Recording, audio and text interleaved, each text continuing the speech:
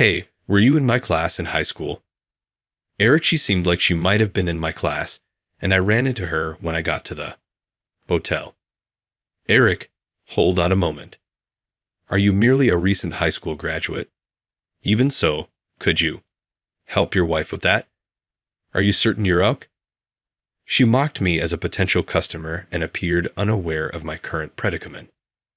Since I was pressed for time, all I really wanted was for her to carry out her duties. The upper class frequents this hotel, which is a prestigious, affluent establishment. It isn't really, where recent high school graduates like you belong. Grad or not, it makes no difference. This hotel is where we have business. Furthermore, you are not in charge of selecting your guests. Yes, it is. We do turn away low-class high school graduates. It may be an investment of a lifetime for you. Is that the manager's policy? My wife finally spoke up after being silent up until that point. I had been laughed at, but she appeared much more indignant. Yes, it's the manager's policy to refuse service to anyone less than a high school graduate. She smiled as she spoke, little realizing that this would be the beginning of the end for her. Please call the manager to the owner's suite right now. She became pale at that point. Eric is who I am. I married Katie a few years ago, and we find ourselves in a bit of a bind at the moment. Just the two of us are lost. We traveled to this area for work, but since it was our first visit, we wound up getting lost. This is troubling. You don't seem overly concerned, but we are in a tight spot. We won't arrive on time if we continue like this. It was our intention to go there immediately upon departing the station. Our destination is a well-known, venerable, upmarket hotel in the neighborhood. We won't arrive at our appointment in time at this rate. It's strange, as my wife stated. Why are we unable to locate it? My spouse is feverishly looking up locations on her phone and scanning through the map. There don't seem to be any taxis here, despite my own search. Maybe I could use an app to hail a cab, if I could locate a landmark. As soon as I realized it, I pulled out my phone. I understand now. The map was inverted. My wife said, we were going in the wrong direction. All right. We can never get there if we choose the incorrect route. Whoa, were we both viewing the map inverted? Were we never this poor at following instructions? I've got no excuse. We assumed we could find it simply because we had been told it was only a 10-minute walk from a big station. We appear to be less adept at directions than we initially believed. We grinned wryly at each other. Let's head back to the station. Yeah, we'd better take a taxi this time so we don't get lost again. Sounds good. We walked back after grinning miserably. Eric, let's play. Katie, what do you want to do? Beside our current residence, Katie and I were childhood pals. Morning, Eric. Good morning, Katie. Do you want to stop at the variety store on the way back from school? Let's head there. Yes, this month is also your birthday. I might get you something.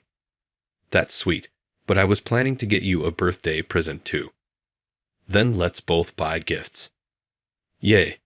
It's accurate, you too. Detours are okay, but please exercise caution. Sure thing. Got it. We even had the same birth month and were the same age. We played together, went shopping together, and attended school together. Since the day we were born, our grandparents and parents have been close friends as well. Katie, welcome back. I'm home. Eric. Mom, I'm back. Both of you had some snacks at home today, okay. We went to each other's places on a regular basis. Dave, let's play. Yes. How ought we to proceed? Tag? Come on, let me play too. As if they were our own parents, we would play with each other's dads and eat snacks made by each other's mothers. Happy New Year, Ronald. Marie. Indeed. Cheers to a good New Year. Eric, here's a gift for you two this New Year. Congrats. Together, let's head to the church service for the new year. Sure, let's do that. Yay, that sounds good. Obviously, our grandparents were included in this. We addressed the members of each other's families by their first names. Katie, you're really absent-minded. Eric, you're pretty laid back too. Yes, you're correct. Let's have these together later. I located Katie's favorite candies at the convenience store and bought them. Are you serious? What time did you leave? Do you recall that on the way, I stopped at the convenience store? Oh, that time I got a drink from a vending machine that I thought you might enjoy. Then let's have it with the sweets. We considered one another to be our closest, most compassionate friends, and I couldn't fathom my existence without Katie. There's a chemistry between Eric and Katie. Do you agree with that? I'm not certain. I'm not sure, honestly. You're correct. You two seem like a great match, though maybe that's just because you're together all the time. I can't possibly imagine the two of you apart. People often remarked that we had the same aura despite our similar upbringings. We'd always been naturally close, even as young children. Living in separate homes was akin to having an extended family. I could only see her standing next to me for that reason. Hey Katie, how are you? Though it may come as a surprise, I can only envision myself with you. Will you accompany me out then? Are you serious? Naturally, I will. I'm happy that few. Though I was still anxious, I assumed you would.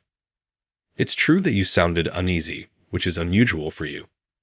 Therefore, I suppose it was only logical for us to consider getting married when the time was perfect. Yes, Katie, I want to spend my entire life with you. Will you then marry me? Hey, you're trembling in your voice again. Naturally, I will. It's true that I felt anxious during the proposal and confession, but that's just the way it's always been. Katie and I hadn't been together since we were infants. I owe Katie a great deal for continuing to be a strong supporter of my work even now. After that, we got a taxi back to the station.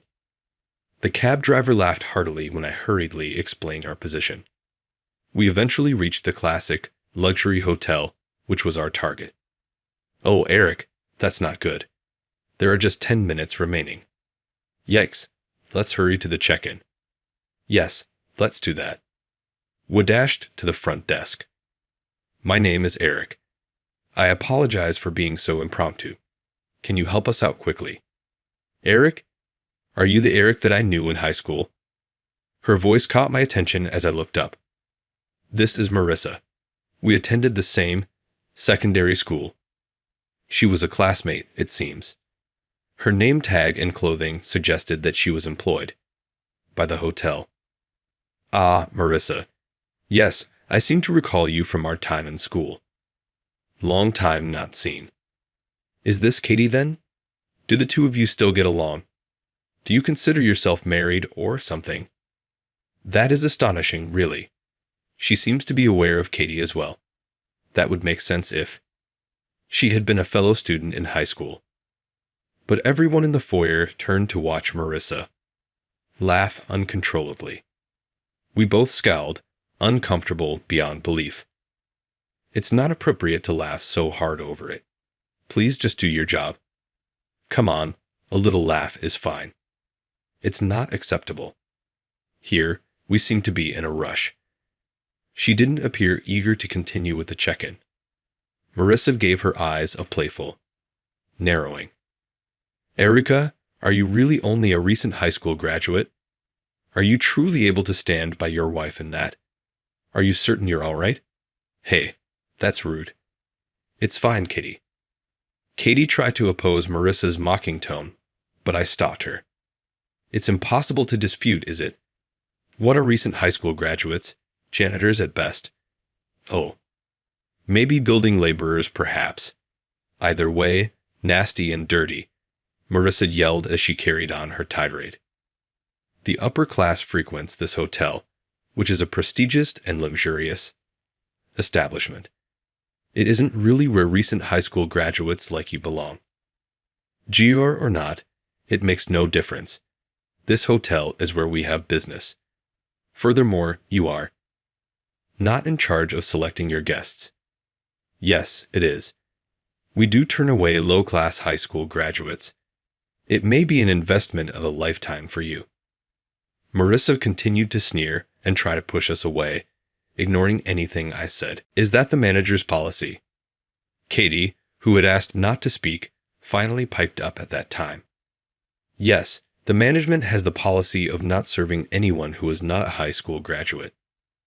Marissa mockingly answered her cool-headed question. Please go. I was familiar with Katie. I watched her activity silently. Marissa continued to smirk. Well, if you grovel and agree to do as I say from now on, maybe I won't turn you away. Hey, why are you laughing now? Are you crazy now? Oh no, Katie started laughing, so I automatically put my palm to my forehead. Marissa gave us a perplexed expression. Haha, really? You say the funniest things. When Katie is upset, she frequently bursts out laughing. What are you trying to say? It is verifiable. Reality. All right, I'll make sure you know what you did. Marissa blurted out in fear as Katie abruptly stopped laughing and became serious. Next, Katie spoke a chilly "Oh, hello. It's Katie here." Disregarding Marissa's runaway, Katie pulled out her phone and dialed someone. Kindly request that the management visit the owner's suite immediately. I will also quickly be there. Domestic. Supervisor. The suite of the owner. Marissa cast a bewildered glance at Katie. I suppose I should introduce myself sooner. This hotel is owned by me, Katie. It's good to meet you.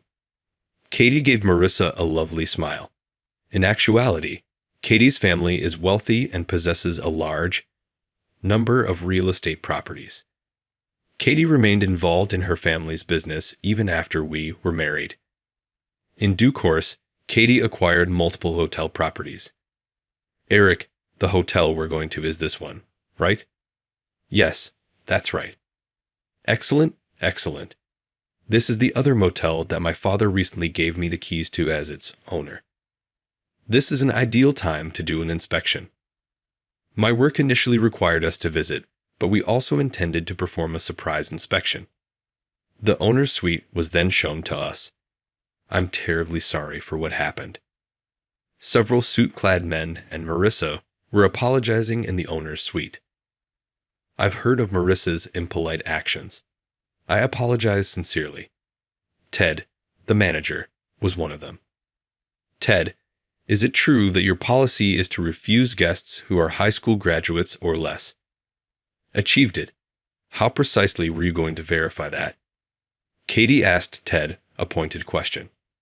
What? That is not possible. Who made such a statement? That is absolutely not my objective.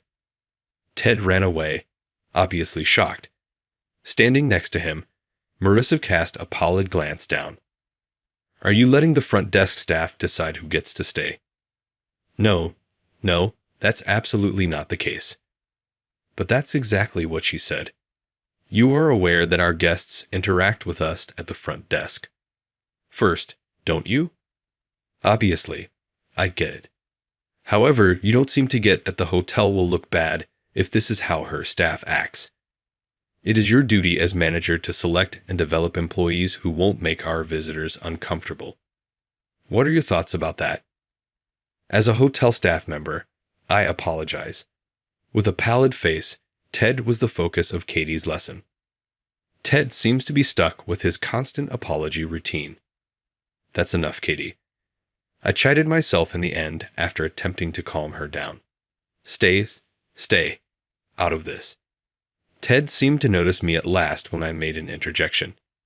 He gave me a surprised look when he saw me. Oh, you are? Aren't you Mr. Wilson? He came running over to me.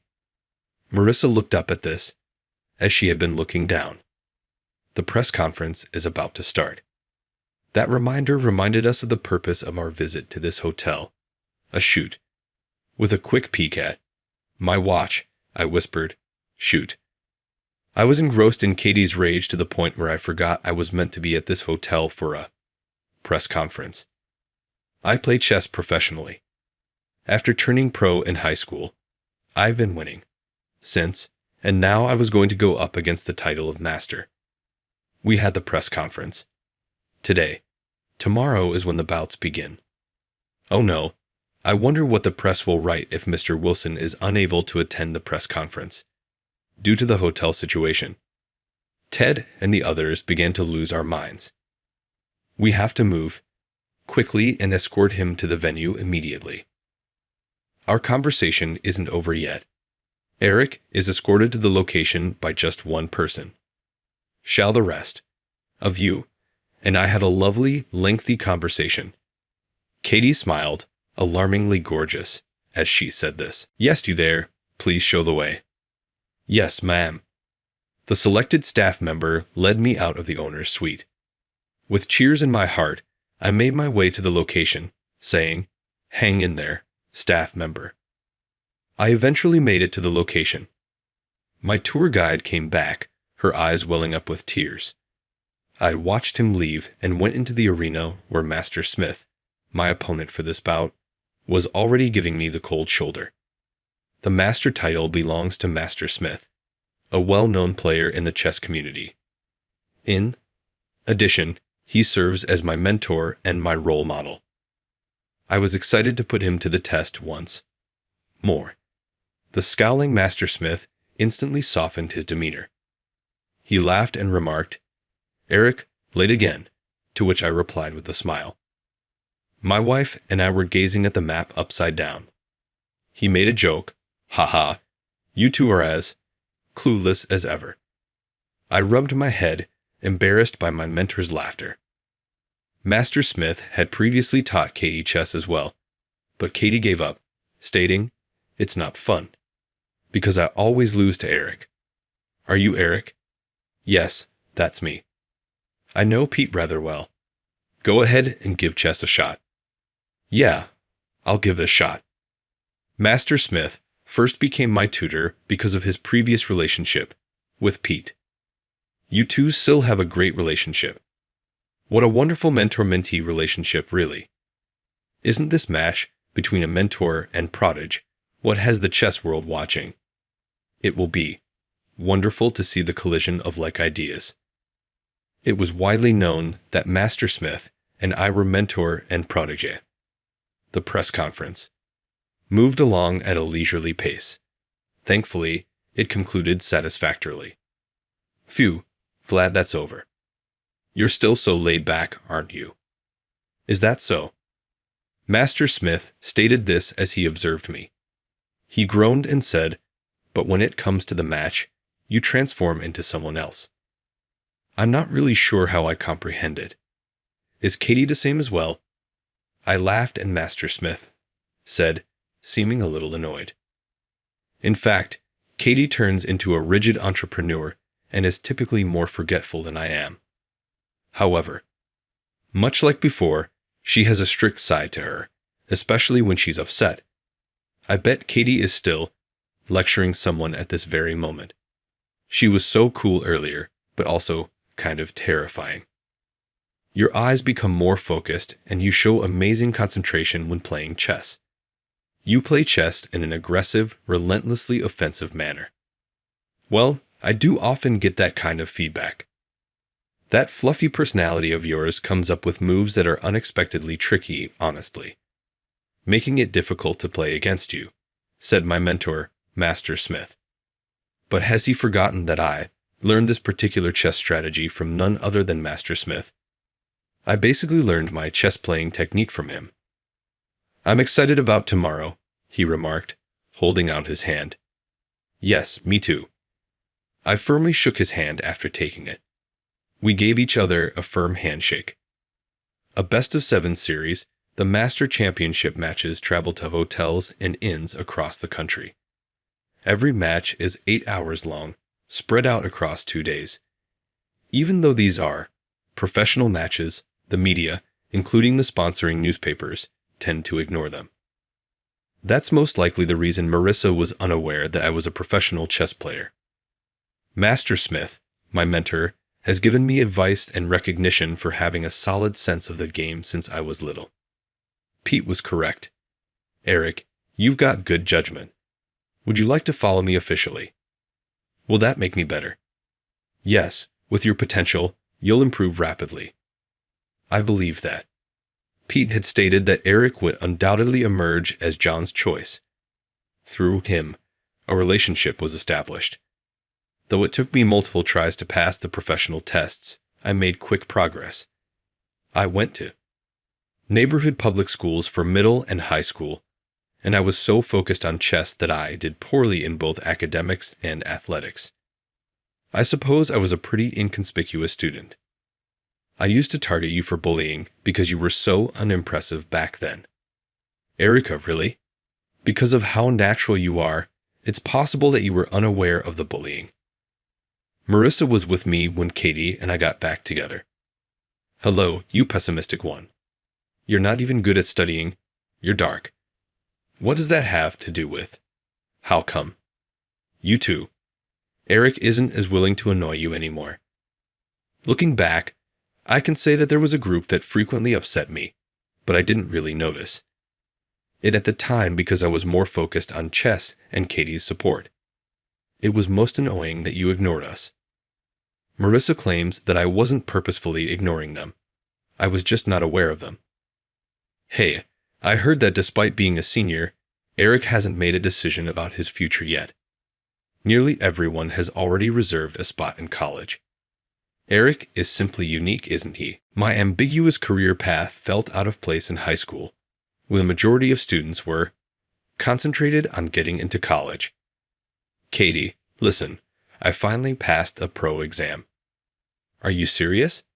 That's fantastic. Eric, I know you've been working hard. Yes, and there's something else I want to tell you. In the meantime, during my final year of high school, I passed the pro exam. Although I went on to become a professional chess player, most of my classmates just knew that I dropped out of school. Given that I didn't actually inform anyone but Katie, it makes sense that they were unaware. It was also at that time that Katie and I formally began dating after my confession to her. I'm sorry. I wanted to apologize, but can we just stop this right now? I was about to play an important match. Kindly keep me out of this. I see. I'm telling you to get retrained, Marissa. Additionally, you will be suspended for a while. Be careful not to reveal your face to us. Understood. For the time being, it appeared as though Marissa had conceded, but in reality, nothing had happened. When the match's first day came to a close the following day, I was going to head back to my room. The next move should be, no, that would be counted then maybe. Eric. Marissa, who was meant to be suspended, was there when I ran into her on my road. I wanted to apologize so much. Could we go out to dinner later? I'm currently occupied. I casually replied, just leave me alone, my thoughts entirely focused on the game of chess. Master Smith is a powerful man. I have to concentrate on the game tomorrow. I had no idea that you were a competitive chess player. How important is the Master tournament? Eric, you're so awesome. I've always known that you're unique. You know, I've really liked you since we were little. I was harsh to you back then because of this. Hey, do you even think I'm speaking? Hi there. Marissa caught me thinking about chess and touched my arm. Would you please let go? Put an end to it. Katie stepped in. She moved in between Marissa and me, forcing her to release her grip on my arm. Oh, Marissa said, appearing briefly frightened by Katie's presence. She angrily snapped back, don't interfere. The one meddling is you. It's a crucial moment right now. You were meant to be on suspension, right? You weren't supposed to reveal your face, right? Are you able to comprehend that? That is unimportant. In addition, chess professionals make a lot of money, right? Are you not just after his money? Marissa's prodding appeared to have irritated Katie. Are you serious? Here, I am the proprietor. I work for my own money, Katie told Marissa in a clear-cut and forceful manner. Then give him up to me. What? Katie and I both silently conveyed our perplexity at her unintelligible remarks. Absolutely not. What even appeals to you about Eric? In what number? Numerous things. Could you enumerate them? All right. So that's, since we were young, I have been observing Eric. I'd adore every aspect of him, both positive and negative. I will always love him, regardless of whether he ends as big, bald, or impoverished in the future. Marissa seemed a little surprised by Katie's strong statement. My entire body began to warm up in the interim. Katie, though that is a little awkward, I'm still thrilled. At that moment, my face was probably beet red. Asterisk cough asterisk. It is impossible for me to consider dating anyone else because I have a significant other. All I could think of was Katie. Nobody else could possibly be on my side but her. For me, she is the only one. I will always love her and nothing else, no matter what happens in the future. Hey, you two. As I said this, I had Marissa's full attention. Stupid couple. Perfect for each other. You idiots. After saying these things, Marissa stormed off. All we could do when left alone was giggle together while our faces remained red. Shall we head to our room then? Oh yeah. Master Smith prevailed in the opening match of the master competition. It was rather annoying, to be honest, but it's not done yet. That concept caused me to change my perspective. Manager Ted came to say goodbye, saying, Mr. Wilson, I'm truly sorry for what happened at the chout. Again, he expressed his sincere regret. Marissa resigned from her job today. Oh, I only asked for her suspension, not for her to be fired. Ted said it was her own decision. That foolish couple. I will never prevail over Katie. All I want is for everything to go away. Let me resign, please, Marissa had pleaded. Listen, your management determines the employee's quality. Katie reminded Ted. As the manager, make sure you properly re-educate your staff. She smiled, a little intimidating. Yes, sir. I'll return soon to do another examination. After Katie said that, we started to head home. A very interesting trip. Thinking back on the trip, I never would have imagined getting into this much difficulty the day before the match. I laughed. To myself, it was very intense. But I also got to hear my wife speak words of love and witness. Her acting like a savvy company owner. The excursion was worthwhile. I now have to put forth my best effort and win the following match. 1 week later. Good job. Oh, I'm very grateful. I had managed to concentrate well enough to finish the master tournament. After the match with Master Smith, pay close attention. I believe I did a really good job. Tomorrow, our parents want to celebrate for you. Are you serious? I take it that there will be a sizable crowd once more. Yes, that's right. Our mothers reprimanded both of our parents for taking time off work to see the master tournament. Hey, I can see that. They must be anxiously awaiting our return at this point. Maybe. As we laughed, we both remembered our parents. How about we go on a trip after things settle down? Well, it makes sense. In fact, I had intended to return to that hotel to do an inspection. I'll adapt. To your timetable the next time because it was for me the last time. I'm grateful. By the way, I was overjoyed by your loving remarks at the time. Well, give up. The things you said at the moment made me pleased as well. Again, we both flushed. We just can't get used to this, even after spending so much time together. How frightening the owner and her father both are is truly unsettling. Was Pete a terrifying person as well. Jess, I have been a guest at this hotel since the days of her father. Although quite rigid about business, he was also incredibly nice. At that moment, I noticed a hint of her father in her. Similar to Pete, that's how you also get during chess games. It's something I hear a lot. In any case, Pete is like a second father to me. Is that so? Eric, what are you talking about with Ted? Just discussing things about you and Pete. I see. It seems Marissa had a difficult time getting out of that hotel, by the way. The stories had gotten around, so she was unable to get work at other hotels. Furthermore, she made approaches to a number of guys who appeared to have steady jobs, but she was rejected each time and eventually fell for a shady man's scam, which left her in debt.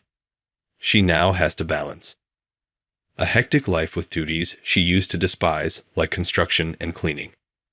After some time, I had learned of Marissa's predicament from a former classmate.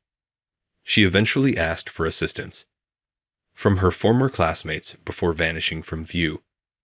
Katie, please stay with me forever. Obviously, we will always be together, even when we grow old together. We shook hands and vowed to work together in the future. After a few years, 2 children were born into our family. Since he was a little child, our son has dedicated himself to his studies with the goal of replacing Katie. Our daughter, on the other hand, is a chess enthusiast who says she wants to learn the game and compete against me. And Master Smith is training her very fervently, too, with the hope that she will outdo me. Katie and I exchanged a smile as we watched them. You've given me a lot of support. I'm grateful, Katie. Really. Erica, I should be the one saying thanks. I was inspired to work hard after witnessing your hard effort. I'm so happy you're here. Me too. It's a tremendous pleasure to have you. I have loved you in the past. I love you now. And I always will. Me too. Mom and Dad are being lovey-dovey again. Red in the face, we were both mocked by our kids. I'm sure you two will meet someone you want to spend the rest of your lives with. Stay close. And lend each other support. All right. I wish to stay in close proximity to my beloved Katie. Naturally, in addition to our kids. Where do low-educated individuals work? If you're employed at a better company than me, I'll approve the marriage. When Richard, my future father-in-law, learned that I had completed high school, his perspective completely shifted. Being employed by a corporation worth $130 million must have made him feel immensely pleased. Richard had no idea that what he had said would soon come back to haunt him. I took him to my workplace as he requested, and his once assured manner soon broke down. Daniel is my name. I'm officially introducing myself to my fiance's family right now. I've heard that you've been seeing my daughter for nearly a decade. Isn't that a little too long before thinking about marriage, in your opinion? My future father-in-law, Richard, gave me a chilly critical glance. Richard was stern and severe, as my fiancé had warned me. He had been raising my fiancé alone since his wife died in an accident. It's understandable that he would be worried about my money and character before letting his daughter marry me, as it must have been an extremely challenging voyage. I've heard that Richard works for a big company as an elite employee. He must be a very successful and disciplined person in contrast to me, a recent high school graduate. You're correct. I said, perhaps we ought to have thought about getting married sooner. But I wanted to wait until I could guarantee that I could make her happy. I work in the IT field, and it took me a long time to develop enough knowledge and abilities to feel confident in my position. Oh, so you're not as well? Richard's grim face appeared to soften for a second. My business is also in the IT industry. Maybe I misjudged you. The IT industry is challenging. Yes, it truly is. There are always new technologies coming out. To be honest, it's difficult to keep up. I understand exactly what you're saying. Working hard isn't enough. You also need to remain knowledgeable and learn new things all the time, even when you're not working. I undoubtedly made my daughter feel lonely because I gave up a lot of personal time for my profession. According to what I've heard, you reared her alone. She is undoubtedly aware of and grateful for all that you have done for her. The strained atmosphere of earlier had vanished entirely. Maybe we were able to relate since we were in the same industry and had similar challenges. I felt as though he was becoming more receptive to me and that I may gain his acceptance. By the way, Daniel, you must have graduated from a good university, right? No, I didn't go to university. Richard's previously relaxed expression stiffened instantly. His gaze now carried an unmistakable sense of disdain. You're a high school graduate? How do you expect to support my daughter? Veins bulged on his forehead as he shouted. I've encountered people like Richard before, those who firmly believe in academic elitism. While education isn't everything, it's undeniably a form of status and can have a significant impact on lifetime earnings. So, in a way, I understood why he was angry. To him, trusting his precious daughter to a high school graduate must have seemed unthinkable. You said you work for an aid company, but I bet it's just some small, insignificant firm, isn't it? His tone was dripping with mockery. He was looking down on me simply because I was a high school graduate. I can't let my daughter marry someone like you. Please leave immediately. I remained silent and listened to Richard's words. This wasn't the first time I had experienced something like this. It reminded me of an incident nearly 10 years ago, back when I had been out of high school for about 3 years. This was a story from nearly 10 years ago. It was not something I like to talk about. But my family was poor. My father passed away when I was small, and I was raised by only my mother. She couldn't afford to send me to university, and with her constantly battling illness, her income was barely enough to get by. I was barely surviving each day, so I could never bring myself to tell my frail mother that I wanted to go to university. Sigh. Another day of overtime. Huh. After graduating high school, I found a job at a small local company near my home. The work was demanding, but the pay was low. As a fresh high school graduate, my tasks mostly consisted of organizing documents or preparing materials for meetings. Nothing more than tedious, time-consuming work. Even a high school graduate should be able to handle filing. You should be grateful we're even letting you work here. I heard remarks like that almost every day. Honestly, it was painful. If it weren't for my sickly mother, I would have quit that job in a heartbeat. The salary was barely enough. I was never able to leave on time. Every day, I felt my mental and physical health deteriorating, drowning in a monotonous cycle of paperwork with no sense of fulfillment or enjoyment. And yet, I endured it for 3 long years, pushing myself to the limit. All because I wanted to make life a little easier for my mother. So when, one day, out of nowhere, the company went under due to financial troubles, a part of me felt relieved. I was finally free from this miserable routine. That was my first thought. But what now? Being a high school graduate and unemployed. That's not a great situation, is it? There was no time to bask in the feeling of freedom. After all, I was just a high school graduate. Most companies weren't looking to hire someone like me. Even though my previous job was low-paying and dull, the fact that I had managed to secure a full-time position at all had been a stroke of luck. Starting tomorrow, I'll have to job hunt again. Or rather, look for a new job from scratch. I wasn't looking forward to it. For the past 3 years since high school, all I had done was file paperwork. How many companies would be eager to hire a high school graduate whose only skill was organizing documents? Slumping my shoulders, I left the office for the last time. I needed to go home and tell my mother about the company's closure. The thought weighed heavily on me. I intended to head straight home, but for some reason, my feet wouldn't move. There you are. Just then, Someone appeared in front of me. It was her.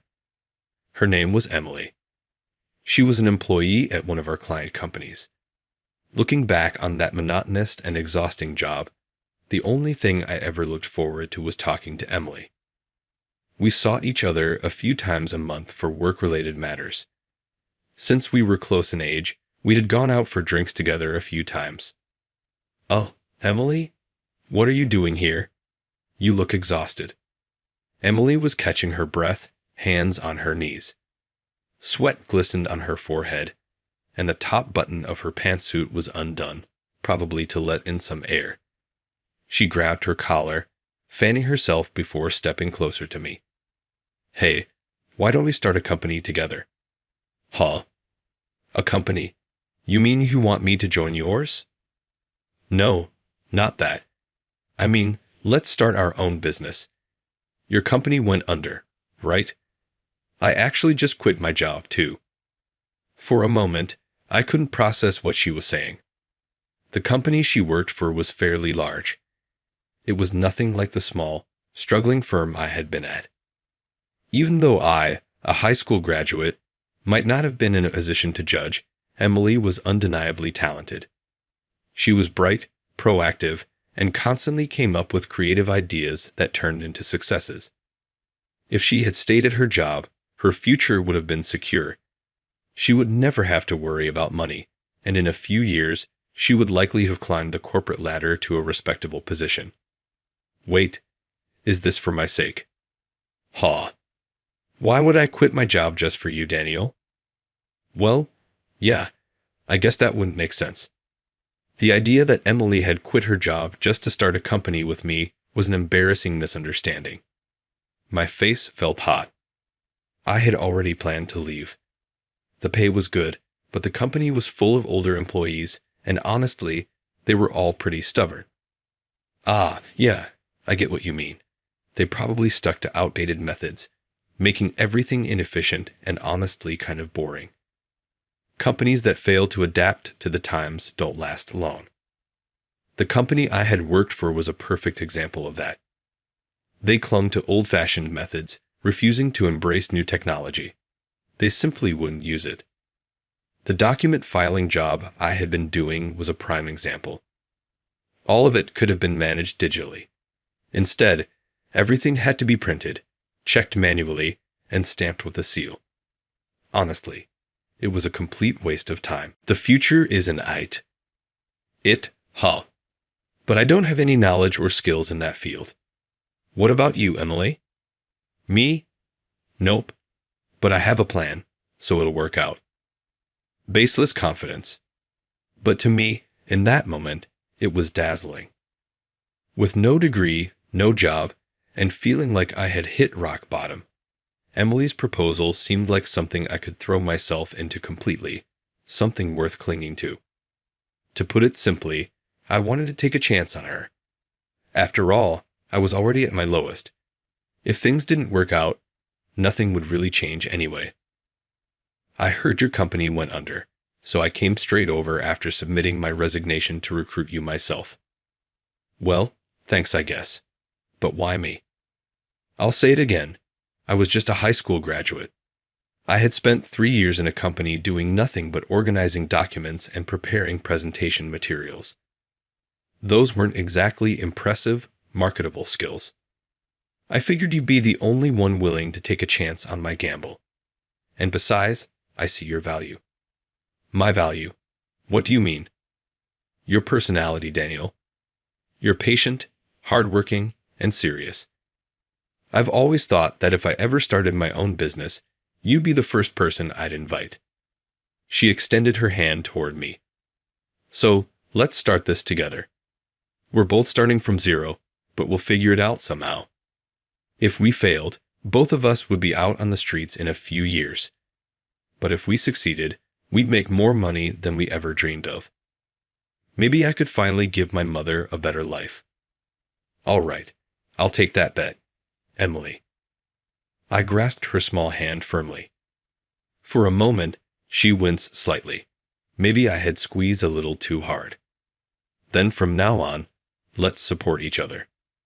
She smiled as she spoke, and for a second, it felt like a marriage proposal. The first few years after we started the company were nothing but struggle. First and foremost, neither of us had any real knowledge or experience in IT. For the entire first year, we spent all our time studying and figuring things out as we went. We were lucky to make just enough money to keep the company afloat. When we received our first significant payout, it felt like all our struggles had finally paid off. Emily and I celebrated by bar hopping until morning. Of course, the next day, we were both completely drained and barely managed to get through work. But looking back, it's one of my fondest memories. But those tough yet exhilarating days started to fade around our third year in business. This is bad," Emily muttered as she stared at the monitor. The screen displayed a line graph of our company's performance. Looking at the data, it was clear our numbers had taken a sharp downturn over the past 2 months. "Those bastards stole our idea," Emily sighed, rubbing her temples in frustration. She was talking about the large company we had been working with for about a year. At first, things had been going well. But a few months ago, the situation took a turn. That company had outright stolen our idea. We had mentioned our launching project to them during a meeting, accidentally. Both Emily and I were first-time business owners. Our inexperience, combined with our naive trust in industry partners, had led to our declining performance. It was our own fault, in a way, but what they did was still unforgivable. I understood why Emily was so frustrated. I don't want to say we have no choice, but they have way more capital and staff than we do. Yeah, and they got our idea out to market before we could. Even if we complain now, nothing would change. In business, whoever gets an idea out first holds the advantage. We'll have to pivot to another idea. That's our only way to recover." I knew, but Emily looked pale. She wasn't her usual energetic self. Her face was clouded with worry.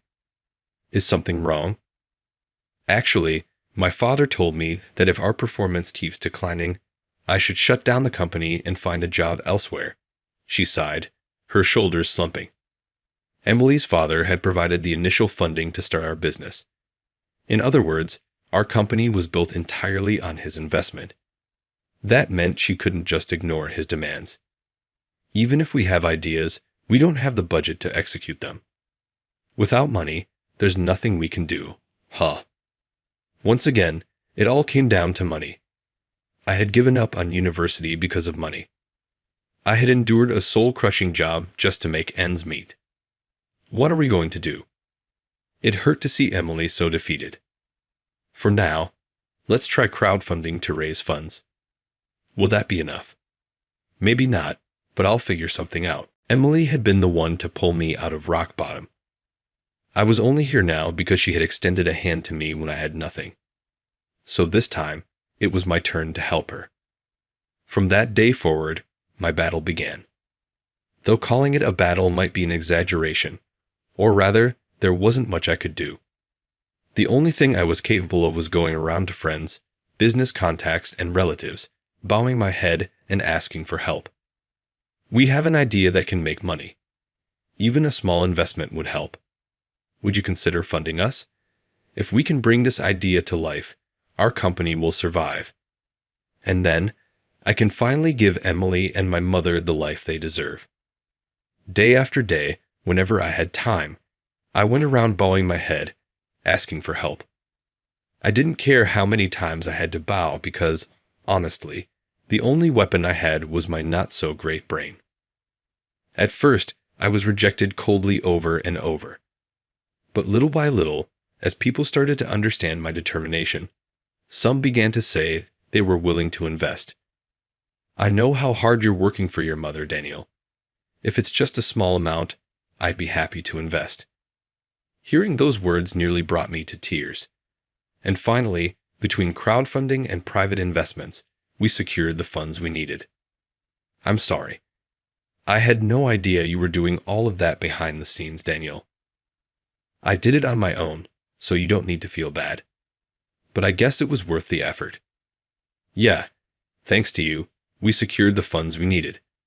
Now we can hire more people. Emily clenched her fist with determination.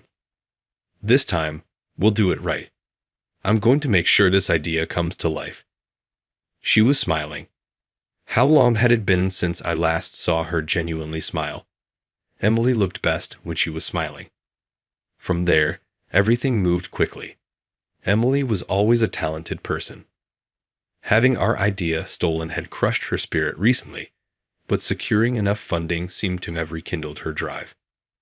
In fact, she was more determined than ever. Within a few months, we brought the idea to life and officially launched it. The business took off, and our company's growth skyrocketed. Now I don't have to quit the company anymore. That's great. But Emily, are you sure you're okay staying as a regular employee? You're the co-founder, so you could take a higher position. No way. I don't need titles like manager or director. I just want to enjoy my work. Emily was able to stay with the company. The business expanded, and by the following year, we were opening branch offices. But Emily insisted on remaining a regular employee. She dumped all the tedious executive work on me, happily staying busy with the projects she enjoyed. I liked seeing her that way. This was a story from a few years ago. Now our company has grown significantly, with multiple branches across the country. Things have finally settled down, and naturally, the thought of marriage started crossing my mind. I'm home. Emily walked in. Richard clicked his tongue in disapproval, a deep frown on his face. Pa, why does it feel so tense in here? What happened? What happened? You've been dating a high school graduate. Well, yeah, he is a high school graduate, but I don't need your excuses. Stay out of this. Ignoring Emily, Richard turned back to me. I work at Bright Sky Corporation, a company with a market capitalization of $130 million. And where exactly do you work? His condescending tone was impossible to miss. To be honest, it didn't feel great, but I understood his perspective. He had raised his daughter alone and wanted her to marry someone worthy. That was only natural. I work at, let me guess, some insignificant company. Richard didn't even try to hear me out. With a sneer, he tapped his fingers on the table. If you work somewhere better than me, then I'll allow the marriage. I see. Well, I actually have some business at the office today. Would you like to come with me? What? What are you talking about? I think it'll be easier if you see it for yourself. That sounds great. I think that's the fastest way. Let's go check out Daniel's workplace, Dad. I bet you'll be surprised. Hemph. Well, if you insist. With Emily's encouragement, we all headed to my company. It's been a while since I've been here. I've been doing a lot of field work lately. As Emily looked up at the towering office building, she spoke. Hey, who said I wanted to go to my own company? This is my headquarters. The place we arrived at was one of the largest corporate buildings in the country, not far from Emily's home. I told you to take me to your company. This is my company. What? With a bewildered Richard in tow, I stepped through the entrance. A secretary who had been waiting at the reception approached us. The president, Mr. Carter. We've been expecting you. Her gaze was fixed on me. Wait, what is this? Richard's face turned visibly pale. It was clear he had no idea. Dad, the company you work for is one of our branch offices. Daniel is the president of the main headquarters. What did you just say? You mean the company you founded is? Yeah, Bright Sky Corporation. I'm just a regular employee, though. She downplayed it, but without Emily, this company would never have grown so big. There was no way I could have built a $130 million company on my own. You really didn't know I was the president, did you? Maybe I should make more public appearances. You, don't do that. It's just a hassle to be famous. She brushed it off, but the fact that Richard, a full-time employee, didn't even recognize his own company's president was a bit concerning. Sure, he worked at a branch, but he was still part of our corporation. He wasn't just a contractor or a temp worker. He was a full-time employee. It probably wasn't ideal that someone like him didn't even know who was running the company. I had no idea. I've been so disrespectful to you, Mr. Carter. I deeply apologize. His arrogant attitude from earlier had completely vanished. Sweat beaded on his forehead as he bowed deeply. Please, raise your head. I wouldn't be here today without Emily's help. I told Richard the whole story, how Emily and I started this company and built it from the ground up. Without her father's initial funding, we never could have made it this far. For that, I was truly grateful, even if Richard had once looked down on me for being a high school graduate. Still, I've shown unforgivable disrespect to you, Mr. Carter. Really, it's fine. It's true that I'm just a high school graduate. No, the truth is, my own parents didn't have much education either. We were poor, and I grew up struggling. Richard's voice softened as he began to speak. His parents had never managed to secure full-time jobs, scraping by on temporary day labor. There was never enough money in the house, and hunger was a constant companion. Tired of living like that, Richard took out student loans and put himself through university. That's where he met Emily's mother, got married, and eventually, Emily was born. After Emily was born, he became even more dedicated to his work. He wanted a higher-paying job. He wanted to make sure Emily never had to struggle financially. I raised her on my own. I didn't want her to go through the same hardships I did, so I was strict about who she could marry. Education isn't everything, of course. Higher education was important. It opened doors to bigger companies and better opportunities. I knew that better than anyone. After all, I had been rejected from countless jobs just because I was a high school graduate. I understood the harsh reality of it all. But still, there was something I had to say to Richard. Being less educated doesn't automatically mean being unhappy. There are plenty of people like me, high school graduates, who still live fulfilling lives. Though, I doubt many have been as lucky as I have. Everything I have, every bit of my success, is thanks to Emily. I see. Maybe you're right. Richard wiped the sweat from his brow and let out a deep sigh. My childhood was poor, but now that I think back on it, maybe I wasn't actually unhappy. His expression looked more at peace than before. Dad, I guess I convinced myself I was miserable, but in reality, I wasn't. Mr. Carter, no, Daniel. You helped me realize that. Richard called me Daniel. It meant he was no longer speaking to me as a president and an employee, but as Emily's boyfriend and as a father. Once again, I bowed deeply. Please allow me to marry Emily. If he was willing to speak to me as Emily's father, then I had to show him my sincerity as her future husband. I may still be young, but as you can see, I've built a company of this size. I promised I will never let Emily suffer. I know. You can raise your head now. Richard placed a firm hand on my shoulder. I looked up. Emily had stepped to my side. Richard glanced between the two of us, then smiled. Tears shimmered in his eyes. Take care of my daughter. That's all I ask.